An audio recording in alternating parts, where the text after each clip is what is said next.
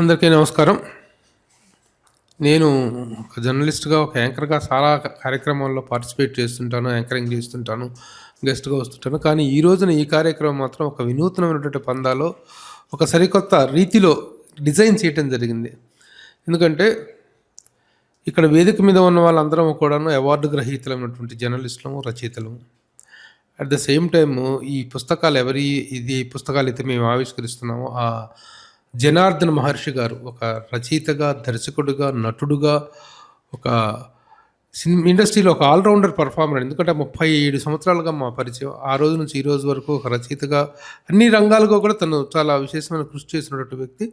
ఈ రోజున ఒకేసారి రాబోతున్నటువంటి బుక్ ఎగ్జిబిషన్స్ కోసం 4 పుస్తకాలు ఎట్ ఏ టైం రిలీజ్ చేయాలని తను సంకల్పించడం.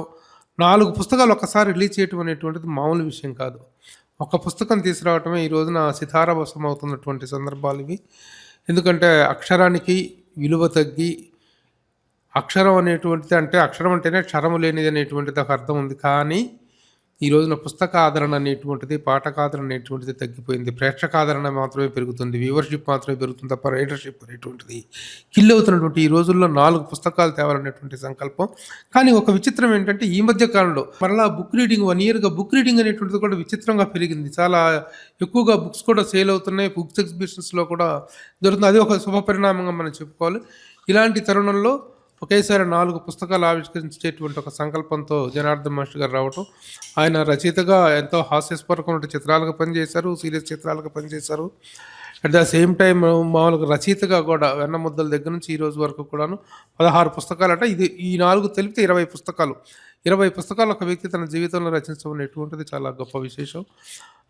ఆయనకి నా హృదయపూర్వకమైన అభినందనలు తెలియజేస్తున్నాను. రచయితగా తనలో ఉన్నటువంటి సున్నిత భావ సౌందర్యం గురించి నేను మొదటి నుంచి కూడా అప్రిషియేట్ చేసిన. వెన్నముద్దలు రిలీజ్ అయిన సమయంలో తన మీద నేను రాసినటువంటి ఒక ప్రత్యేకమైన ఆర్టికల్, తనలో ఉన్నటువంటి డెప్త్ ఏమిటి, అక్షరం పట్ల కానీ, సాహిత్యం పట్ల కానీ తనకున్నటువంటి పట్టేమిటి, తనకున్నటువంటి మొక్కు ఏమిటి అనేటువంటి దానికి ఒక నిదర్శనంగా ఆర్టికల్ నేను రాశాను ఆ రోజున. ఆ విధంగా ఇప్పుడు ఈ పుస్తకాలకు కూడా రాసే అవకాశం వస్తుంది. ఇప్పుడు నేను ఆవిష్కరించినటువంటి పుస్తకం, మేము నలుగురు 4 పుస్తకాలు ఆవిష్కరించాము. నాకు వచ్చినటువంటిది మంగళస్వరం శుభలక్ష్మి. మంగళస్వరం శుభలక్ష్మి ఏదో పేరు అనగానే ఎక్కడో విన్నది వస్తుంది కదా, ఎవరు మనకి దాని గురించి తనే చెప్పాలి. ఈ శుభలక్ష్మియా, ఎంఎస్ శుభలక్ష్మియా, అది ఆవిడకి ఈవిడికి ఉన్నటువంటి పోలిక ఏంటి, దాంట్లో ఆవిడ ఇన్స్పిరేషన్ ఏమైనా ఉందా ఏమిటి అనేటువంటిది మన జనార్దన్ మహర్షి గారిని చెప్పాల్సిందిగా కోరుతున్నాను. ఏమిటి సార్ ఈ మంగళస్వరం శుభలక్ష్మి? అట్లాగే జీవించలేకపోయిన ఓ సంగీత సరస్వతి ఆత్మకథ. ఈ ఆత్మకథ ఏంటో దీని వివరాలు ఆయన చెప్తారు, మనం చూద్దాం. Sir one second. Thank you Prabhu గారు.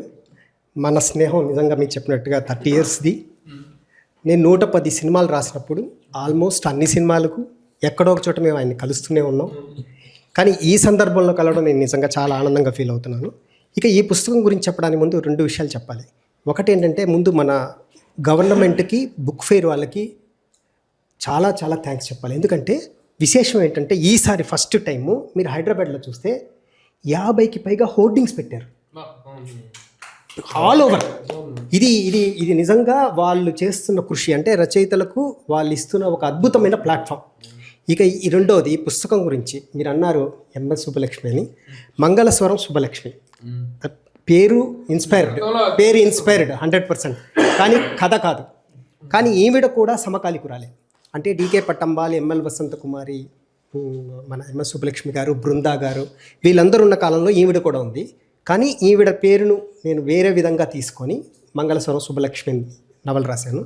ఈ నవల్లో మీకు ఒక్క విషయం చెప్పాలి ఏంటంటే, సరిగా, సారిగా, రీగా తప్ప, ఇది పాడడం తప్ప సరిగ్గా బతకలేని ఒక సంగీత విద్వాంసురాలి కథ ఇది. ఈవిడకు పద్మవిభూషణ్ వచ్చింది. ఇప్పుడు ఈవిడ బతికుంది, కానీ ఈవిడ రిజెక్ట్ చేసింది. ఈవిడ ఎందుకు రిజెక్ట్ చేసింది ఆ అవార్డుని? ఎందుకంటే ఈవిడ శిష్యురాలు 10,000 మంది ఉంటే వాళ్ళల్లో దాదాపుగా 50 మందికి పద్మశ్రీ వచ్చింది. అంత గొప్ప ఈవిడ ఎందుకు రిజెక్ట్ చేసింది అనేది ఈ పుస్తకం. ఇది సంగీతంతో పాటు ఒక పెయిన్ ఆఫ్ ఏ గాయని, ఆవిడ ఒక కర్ణాటక సంగీత గాయని యొక్క ఒక పెయినే ఈ పుస్తకం. Thank you for releasing this book Prabhu sir. So ఇంత మంచి పుస్తకాన్ని ఆవిష్కరించే అవకాశం నాకు రావటం అనేటువంటిది నేను feeling very happy and lucky. ఇప్పుడు ఈ పుస్తకాన్ని గురించినటువంటి ఇది మొత్తం కూడాను ఆల్మోస్ట్ ఒక ముందు ఆయన ఒక ఇంట్రో లాంటిది ఇచ్చారు, ఏంటి what the book is about, what the book is related to అనేటువంటిది. కాబట్టి రేపు బిగ్ ఎగ్జిబిషన్స్లో కానీ ఎక్కడైనా సరే ఈ పుస్తకం అవైలబిలిటీ అనేటువంటిది ఉంది, మీకు చక్కగా చదివి మీ అందరూ కూడా మీ అభిప్రాయాలను కన్నా షేర్ చేసుకోవచ్చు. ఈ పుస్తకాన్ని ఆదరిస్తారని కోరుకుంటున్నాను. అలాగే ఈ కార్యక్రమంలో పాల్గొన్న మిగతా మిత్రులందరి గురించి కూడా నేను 2 మాటలు చెప్పాలనుకుంటున్నాను. మా సతీష్ గారు, వేగినే సతీష్ గారు, what a wonderful director, wonderful writer. ఆయన రచయితగా ఉన్నప్పటి నుంచి తెలుసు, దర్శకుడిగా మారిన తర్వాత తెలుసు, ఒక మంచి సెన్సిబుల్ డైరెక్టర్. అంటే మనకి మనసు పొరల్ని, సున్నితత్వ పొరల్ని, ద సెన్సిటివిటీ స్టేట్స్ని టచ్ చేసేటువంటి అతి కొద్ది మంది దర్శకుల్లో సతీష్ వేగినేష్ గారు ఒకరు. ఆయనతో నేను డయా షేర్ చేసుకున్న ఫీలింగ్ వెరీ హ్యాపీ. అలాగే మా రెంటాల జయదేవ్ అంటే నన్ను చాలా సీనియర్ జర్నలిస్ట్ అని, చాలా గొప్ప ఏదో చెప్తారులే, అలాంటి జర్నలిస్ట్ అని అంటారు, పెద్ద సీనియర్ అదని. కానీ కొంతమంది జర్నలిస్టుల తాలూకు అంకిత భావాన్ని చూస్తే మాత్రం I feel very proud and even envy. అలా మా రెంటాల జయదేవ్ని చూస్తే నేను అది ఫీల్ అవుతుంటాను.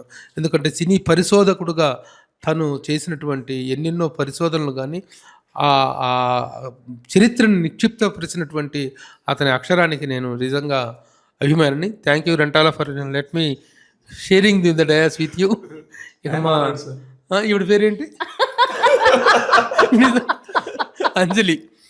అంజలి అంటే పేరు పరిచయ వాక్యాలు అవసరం లేని ఒక ప్రఖ్యాతమైనటువంటి ఒక యాంకర్. తను సీజనల్స్ ఆర్టిస్ట్, వండర్ఫుల్ ఆర్టిస్ట్.